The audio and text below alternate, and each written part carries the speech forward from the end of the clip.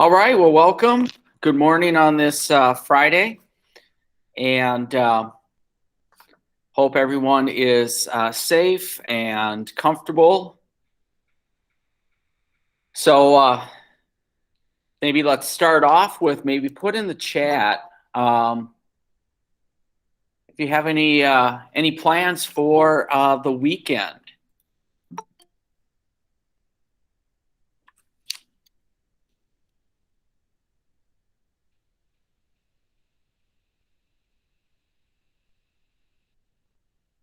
You know, it is the weekend. We have the Super Bowl weekend, of course. And so I may not necessarily watch the whole football game. I always struggle watching a complete football game. But, you know, we always talk about the commercials. And so I'll take a look at some of those commercials as well.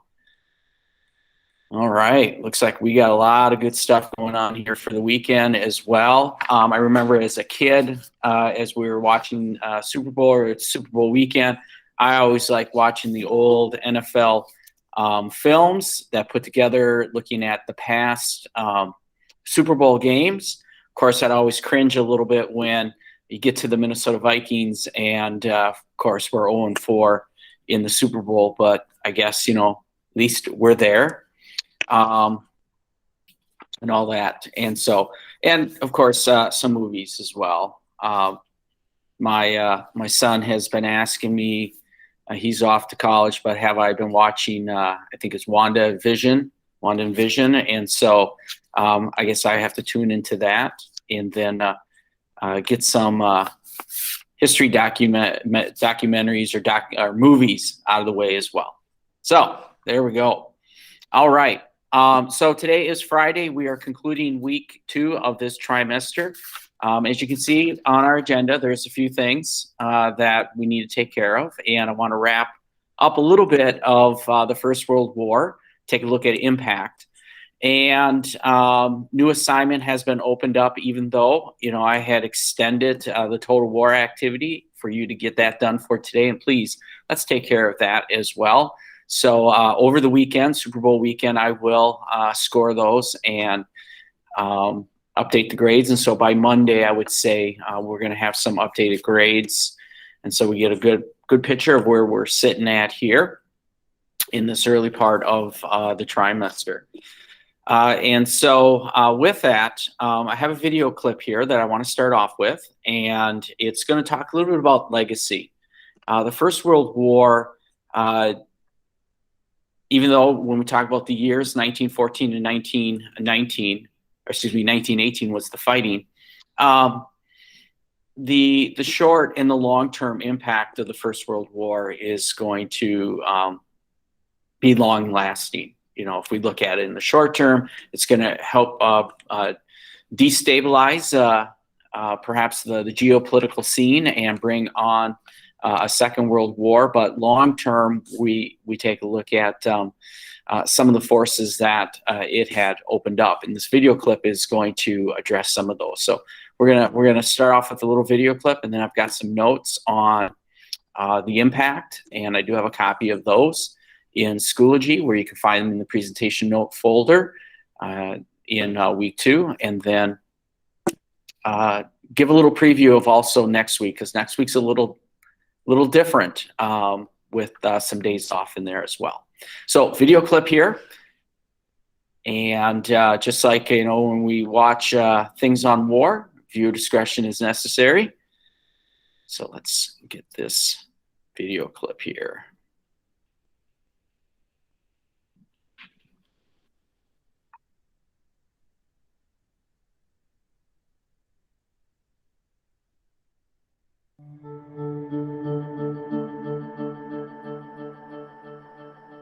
Summarizing the legacy of World War I in a word is difficult, but the word I use would be paradox. Because here was a tremendous opportunity for the world to learn about some of the dangerous mistakes that helped to lead to that war. And yet what we saw over the course of the 20th century in many ways was the replication of those same errors again and again and again. What World War I gave us was this legacy of inquiry of how to make war more effective, better, but ultimately, and with horrible consequences, much bloodier.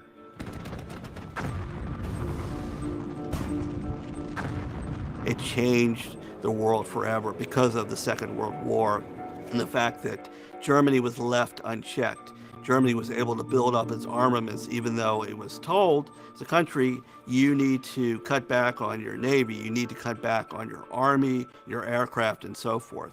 And so really the legacy is that it led to a second and more costlier war.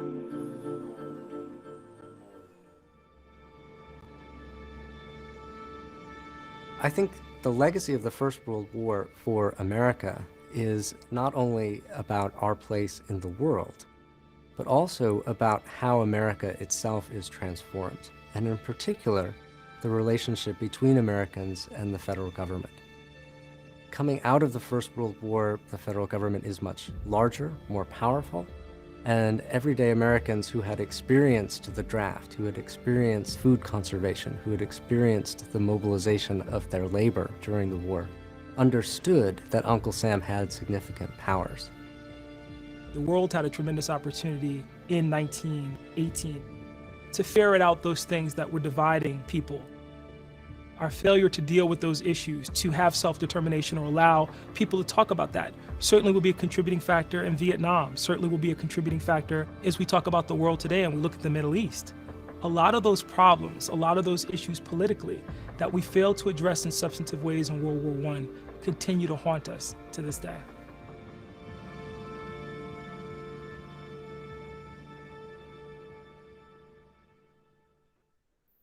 Okay, so we got a little video clip there, legacy of the First World War, and that last point by the historian about self-determination. And if we look at the Treaty of Versailles or the Treaty of Versailles, as well as Woodrow Wilson with his 14 points going into the Treaty of Versailles, the Paris Peace Conference, self-determination was spotlighted. And this idea of allowing groups of individuals to be able to have a country that represents them.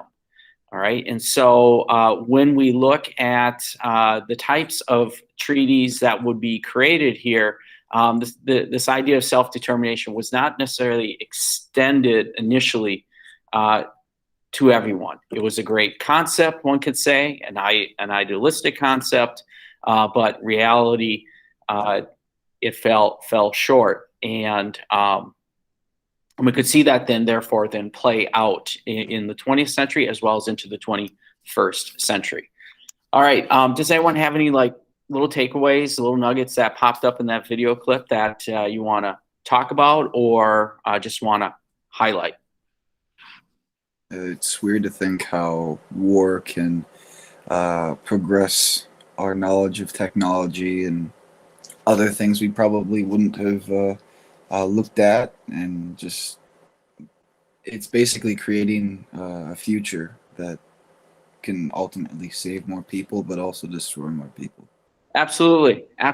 In many ways, I think when a historian talked about inquiry, and that's what you're speaking about here, the innovations that it does create. But then another historian had talked about the paradox as well. And you also bring up that point also. I mean, we can think of, just this First World War and the inquiry and the innovation that it creates. But then, myself, I think of also of the Cold War. And, many of us have cell phones, and the technology in that cell phone in some ways finds its roots in the Cold War era. And so when you think of technology in how it's used in conflict, then find the applications in during peacetime. There's a number of examples out there. Okay, any other takeaway? I'm just a little confused on the role of the United States in the First World War, because I know that a lot of it. Oh, go ahead. I know that a lot of it was between Russia and France and Germany, so I'm just a little confused on. Yeah, that's fair point. What is I guess if we want to say, the phrase, what's our skin in the game here? And so looking at, what brings the United States into the First World War, our president, Woodrow Wilson at the time, is talking about this idea of making the world safe for democracy and what are threats to democracy. And he sees that conflict as that. But when we look at what are threats to our sovereignty, this idea of our nation, the unrestricted use of submarines, the sinking of American vessels. Here we are a neutral nation, and we feel that as a neutral nation, we should be able to go wherever we want under the idea of neutrality. And that means that we can also engage in trade. But the Germans, as well as our future allies, in some ways are threatening this idea of our neutrality and this concept of freedom of the seas. And so that's why in his 14 points, it's embodied in there. The first 5 of those 14 points deal with causes of war, and one of them is freedom of the seas. So that's part of why the United States is coming into the conflict. You can also look at that the United States economically, we have been engaging in commerce with allied powers, whether it's supplying those countries, perhaps even with armaments, but more with other types of supplies as well. Loans also, we've been loaning the allied powers significant amount of money, so we have an interest there. And then some, want to throw in the cultural reasons as well. The United States is predominantly an Anglo-Saxon country. Culturally, we identify with England, even though it's a rather diverse United States at that time. The Midwest has a large German population. Heck, New Ulm, Minnesota was sometimes called the Kaiser capital of the United States here, with the amount of Germans. And so, but culturally, going back to my big point, culturally. So by 1917, it was appearing that our sovereignty and us just sitting on the sideline was becoming extremely difficult for us to do. So I hope that clarified why the United States has joined this conflict. Yeah, that's a lot clearer. Thank you. Okay. All right. Any other questions about this or anything? That's a fair point. I thought it was interesting how in the video it mentioned that the United States government came out larger and more powerful after World War I ended. Oh, yeah. All right. If we want to talk about big government. So again, when you look at the total war activity, it speaks to what that historian had pointed out. Government, to fight a war like this, government would need to play a more active role. Financing the war, and an agency is going to be set up for that to help figure out how to finance this war and coordinate it, work with the Treasury and the Commerce Department and all that stuff. But then also making sure that the supplies are getting to the soldiers. And so war industrialization boards, industrial boards are going to be created here. Boards in regards to labor being, so in the United States, we're going to get a lot of, we might want to say, layers of bureaucracy being created here. And so one looks at how big government becomes during the war. Then in the post-war era, the challenge is how to scale it back. And so, and that seems to always be a challenge here, is how big government should be. During war, it got big. And when we have the Great Depression, some are going to say the size of the government, the agencies that were being created here, and how we had approached the war in many ways is how we're going to approach the Great Depression. I mean, FDR in many ways references taking on the Great Depression like we're at war, and uses the means of government. So again, another very, very good point. All right, anyone else?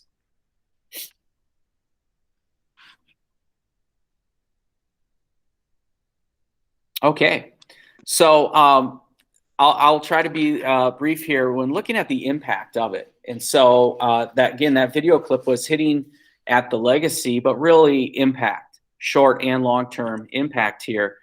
And always, it seems like when we get done with conflicts, we want to figure out, the origin of it and who's to blame here. And that political cartoon is, pointing the finger to someone else. But in reality, everyone is going to have a role here. But some would always say there are victors and then there are the vanquished. And who gets to write the story. All right. So, we can spend a lot of time discussing that piece there as well. So looking at the impact of World War I, the economic impact, all right, this is going to be a very, very, very costly war. I mean, Uncle Sam is, in many ways, is going to act like an ATM for some of the European countries here.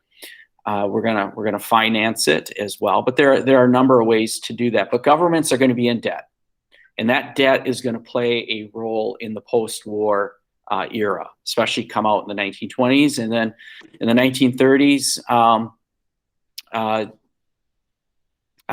we will see that these countries will simply cannot meet the war debt, and in many cases, the hands are wiped clean here. But there's going to be a huge amount of debt. Manpower and material losses had an adverse impact on manufacturing. And it's going to be initially in the short term, you're going to have that adverse effect, the rebuilding of some of these infrastructures, reestablishing trade between nations. So that's going to have an impact. And of course, material loss as well, because of the war effort, and then manpower as well. I mean, we talk about lost generation here of 20 to 40-year-old men within that range, and that's going to have an effect here.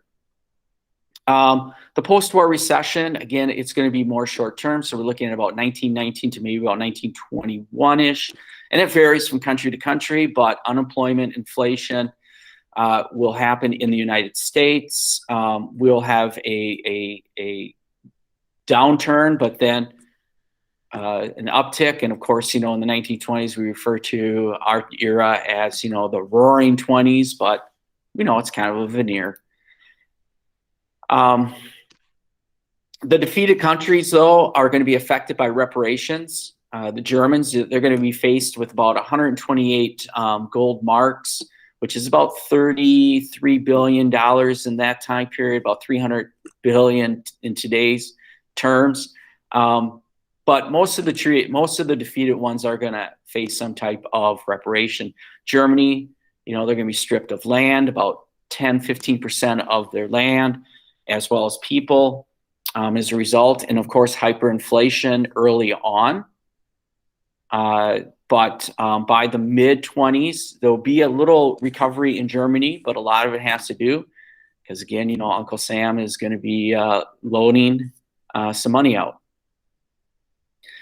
Damage to agricultural lands, especially in France, where you see a good chunk of the fighting, as well as in Central and Eastern Europe as well. And it's going to take some time for that to recover.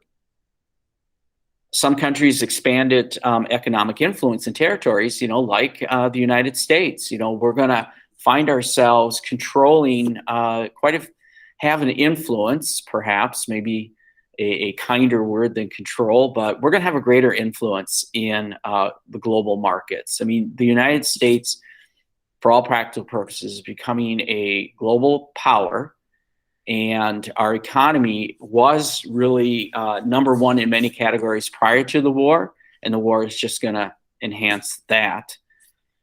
Japan will see its influence in the Asia Pacific area expand, so they'll pick up some territories there as well.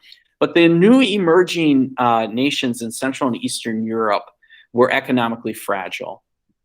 I mean, these economies in many ways, places like Czechoslovakia, Hungary, Poland, had been dependent on their former colonial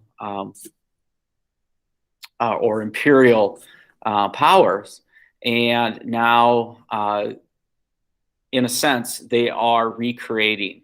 And that's going to be difficult. And that will be a contributing factor to the Second World War, with the economic and then eventually the political instability. It's just going to contribute to the Second World War. So the economic impact is going to be felt by all the nations that have participated in this conflict. Some might be more affected than others, I guess, is our big takeaway. Be sure, if you have questions, stop me, ask as we go through, or put into the chat so I can know. Now, when we talk about the social impact, I mean, social is this big umbrella again here. When we talk about war casualties, so the human cost here, 10 million soldiers are killed, so about 15% of the combatants. And Germany and Russia will have the highest number of casualties there. Civilians in this conflict will be killed, in some cases because they are caught up in the conflict, or they might be the targets, like in the Ottoman Empire, where the Armenians are targeted. And so you have the Armenian genocide that will occur. Famine and disease also will take place. And then, of course, as World War I is coming to a conclusion, the world is going to be hit with a pandemic. What's the name of the pandemic then?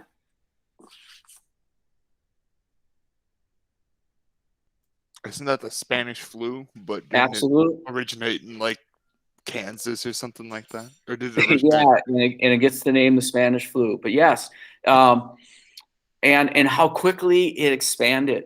Quickly it just went globally. So, we have our pandemic, and some of the issues, of course, today that we're dealing with the pandemic were same issues they were dealing with back then in regards to a pandemic. But, I had alluded to this idea of a lost generation. I know there's a group of artists and writers that are known as the lost generation. But also, when we're looking at the 20 to 40-year-olds, males, and you could find places in Europe where villages and towns are definitely having a smaller population, where there's an absence of several generations of men in numbers. That's going to have an impact on society in terms of being able to progress. Some of those that died on the battlefield or died of their wounds or impacted as a result of their wounds, they could have been skilled laborers. They could have been doctors. They could have been the engineers, those and others that could contribute to the advancement of society. They're simply lost. And so there might be a little stagnation there. Women, and when we look at in terms of women, this is change in some ways changing their status. We know that women are going to be recruited to be part of the war industries, and some will serve in the nursing corps.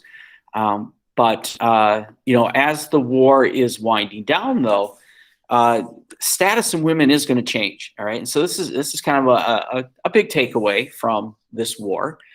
New employment opportunities are going to be happening here. And now no longer necessarily what we'll call the blue collar type work, but also some skilled white collar work. And so those opportunities open up. And that can also vary from country to country as well. I mean, Russia gets knocked out of the war mainly because of revolutions, and a new society is created. And it's going to create some opportunities for women. New professions I had mentioned have been opening up here as well. And then voting rights. Women in various nations are going to get enfranchisement as a result of the war effort. Prior to the war, you could find in a number of nations suffragist movements, but the war kind of, puts it over the top, if we want to use that phrase there. And so like the United States with the 19th Amendment, and other countries, it will be extended to as well. So this is a game changer here for women. And the new woman as well, with all these opportunities, and one could say barriers being knocked down a little bit, or knock down some notches here. This idea of a new woman it emerges throughout the 1920s, and we'll simply call them, it's kind of like what F. Scott Fitzgerald would say in The Great Gatsby, the flappers. And and he kind of defines, in his book, and there'll be a number of other places you could find, who a flapper is. I have a hard time thinking my grandmother, she's coming of age in the 1920s as a flapper, but I guess she would kind of fit that, based on some of the photos in the family album and stuff like that. So again, takeaway, big game changer here for women. All right. Last thing I want to really focus is on the political impact. And this is regarding also the peacemaking process. And so we sometimes do see on the IB exam a question about peacemaking process. And so looking at this, without saying, a big O can opened up at the Paris conference, but kind of did. The peace treaties imposed were an attempt to create lasting peace. All right. But in order to create lasting peace means, in some ways, you need to address the causes of war, and everyone needs to be at the table. You can't have the big table and then the little table for those who have just been knocked out of the war, who had been viewed as being on the losing side. So to create lasting peace, you got to address causes and all the stakeholders. Again, if we want to use, some of that contemporary lingo there, all the stakeholders also need to be there. All right. We can see the peacemaking process of the First World War as being flawed. Great Britain and France did not suffer any major political changes here. Their countries' political systems remained.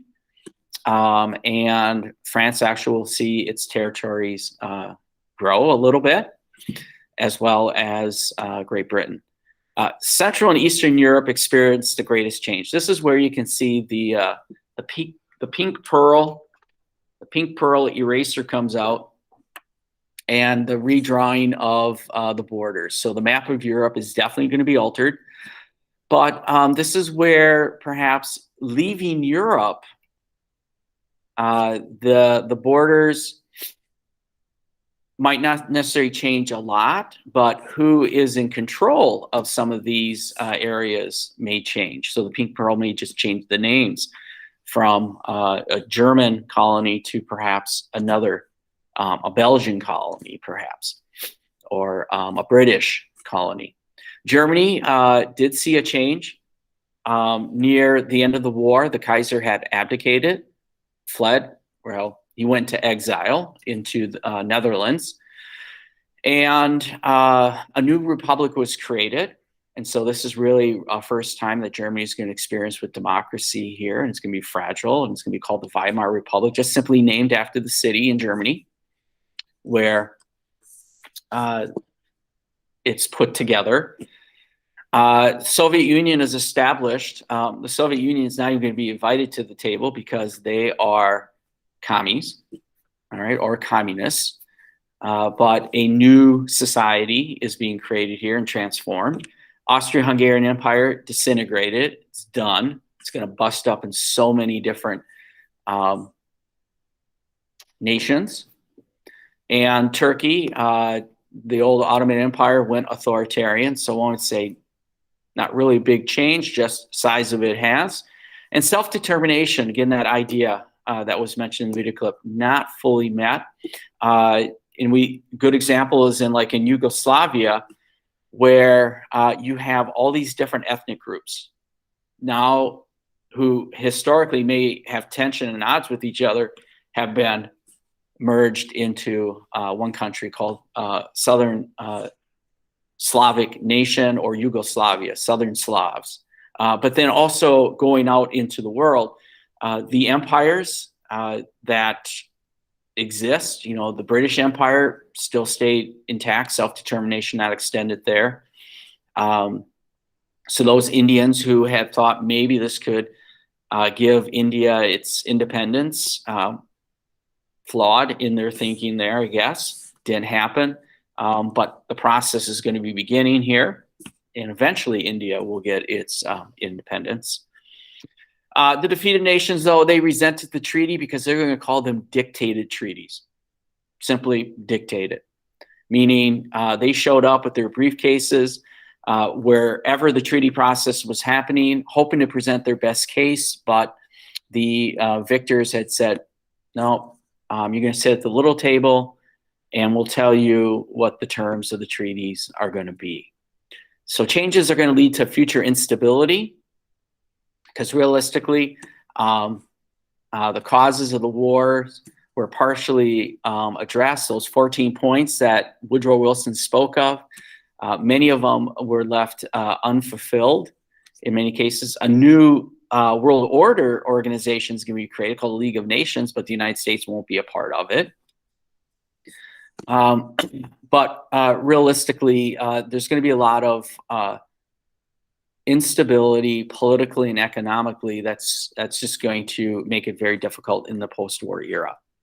All right, so to take it home here, the forced treaties, you don't necessarily need to know all the names of the treaties.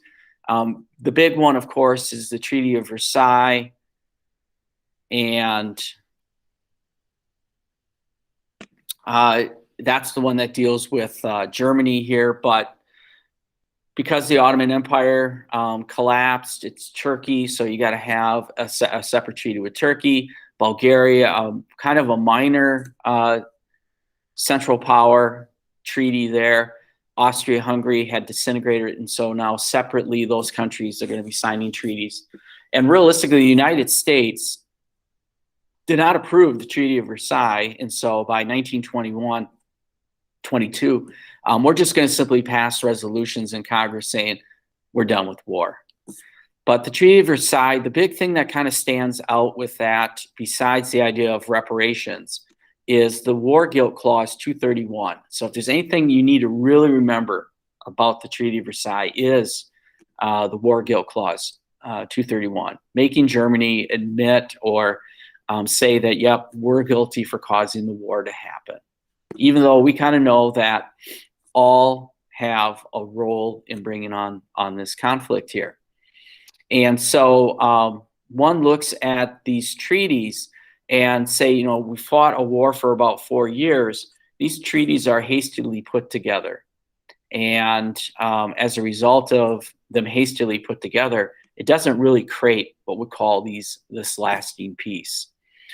All the treaties, though, include reparations, loss of territories, and reduction of military force, which all of this will have an adverse effect on the defeated nations. The content represents compromises, so no one really walks away from the table completely satisfied with the outcome of these treaties. Everyone could perhaps pinpoint to some aspect of it that they didn't like. You know, France may say that realistically Germany can rebuild its military, and it's not hurt enough industrially, so it could rebuild itself. And Great Britain could feel a little guilty of, you know, what the nature of the treaty is, but the German Navy, for the moment, has been knocked out. Japan is upset, and they accuse the Allied powers of racism when it comes to the types of clauses they come up in, how little Japan gets from the Treaty of Versailles. So, and when we look at this idea of self-determination, it seems to apply mainly to Europe and not to the world, excuse me.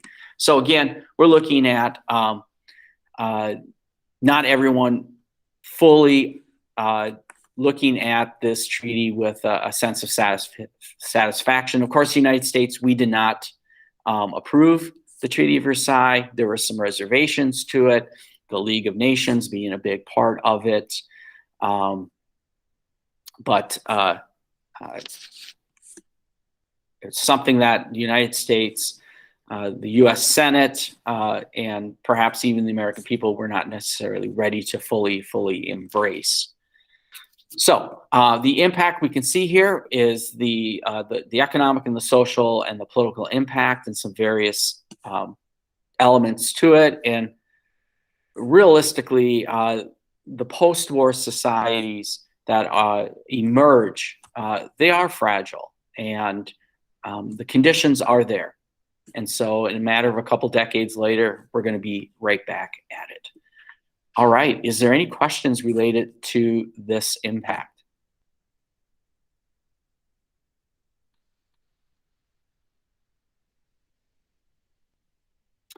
Now, one thing here, that League of Nations that was created, it was the brainchild of Woodrow Wilson. It was this idea of creating a world order in a peace organization, or a society of friends. And their job was simply to address any issues that popped up, and that perhaps maybe war won't happen in the future, that if there are conflicts, it could be solved there at the League of Nations. But the League of Nations itself was created. There were some structural flaws to its framework that would prevent it from really doing some of the big tasks, like preventing big scale conflicts or resolving issues. And the League of Nations in many ways may not have been fully reflective of the world community. You know, very similar to, you know, if we look at, which would be different than with the United Nations today, which is more reflective of the global community here. So your assignment, you know, one is you got to get the total war activity done. That's bottom line. That's your number one priority. Your other priority then for Tuesday is to get the focus questions that have been assigned.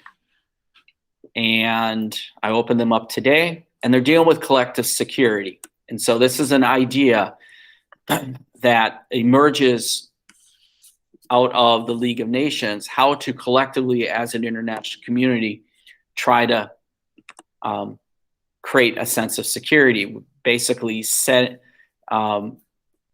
being a place to mediate conflicts. And so your questions are going to be dealing with that. First of all, I'm looking at what are some of the problems with the League of Nations itself. And so that's more the framework, the structure of it, who's a part of it, what's lacking. And then how successful we were in the 1920s, and then in the 1930s, there were some failures. So one could say the 1920s, there are some successes, but by the 1930s, that political will, that maybe that post-war feeling of we need to come together has dissipated. And in the 1930s, collective security is going to be hard. There's also this idea of disarmament that was being thrown out there, that because militarism and the role that the arms buildup had in bringing on this conflict, that perhaps maybe we need to disarm.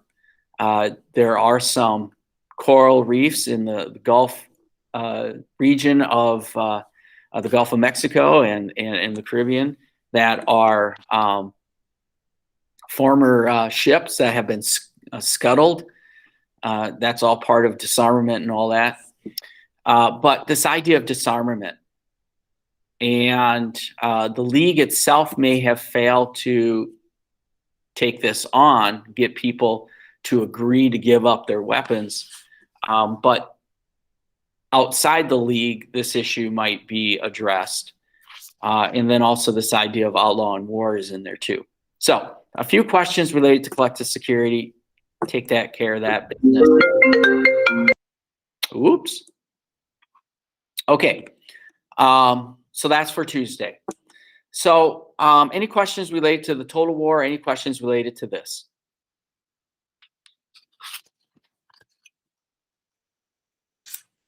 All right, my last points here is next week. Does anyone know how many days of school you actually have where you got to show up to a Google Meet? 2. Yeah, 2 big days. Woo! You're living large. All right. Now you've heard me many times say trimester 2.2. It's a short one, 6 weeks, and so you can anticipate that on those days off, you've got some work to take care of. You know, like for example, this focus questions for Tuesday, but also utilize between now and time we get together again on Wednesday to kind of go through and get yourself all caught up as well. If you're missing some stuff, let's turn it in. So Monday, no school. That was already determined to be a day off prior to us shifting to the hybrid model on the 16th, and as well as the 9th, and that's a teacher professional development day as well. But then next Friday, we're going to have off because we got to work on transition planning. So I'll take a look at the calendar for the rest of the trimester and make some modifications. And so some of those things that I might have already opened up, those dates may change. We'll see, based on, you know, what I learn next week. So you have that. And then, of course, Monday the 15th, you have off because it's President's Day. So you're going to get a lot of time off here.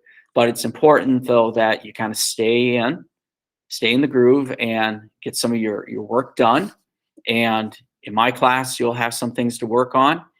And on those days off, and I would anticipate in some of those other classes as well. All right. So that's a lot. Lot of me talking. Do you have any questions or concerns before we head out?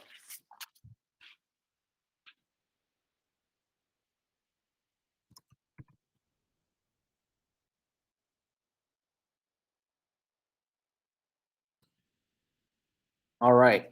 Well, I hope you have a good weekend here. So have a great weekend, and you can stay on or exit and go.